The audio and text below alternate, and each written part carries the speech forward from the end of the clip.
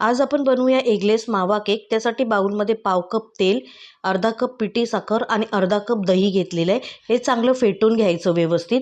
फेटल्यानंतर एका चाळणीमध्ये 1 कप मैदा घेतलेला आहे, 1 टीस्पून बेकिंग पावडर, अर्धा टीस्पून बेकिंग सोडा घेऊन हे व्यवस्थित चाळून घ्यायचं आहे।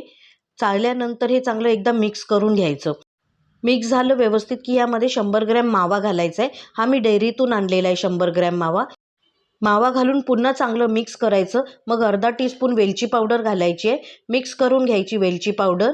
मग यामध्ये अर्धा कप दूध थोडं थोडं घालून मिश्रण चांगलं मिक्स करून घ्यायचं आहे। असं सरसरीत छान होईल।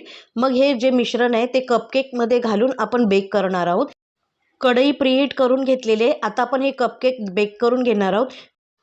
20 ते 25 मिनिटं केक बेक करून घ्यायचे आहेत कपकेक। अशा प्रमाणे छान ब्राऊन कलर येतो। कपकेक तयार झालेले आहेत। प्लीज चॅनलला लाईक, सबस्क्राईब आणि शेअर नक्की करा।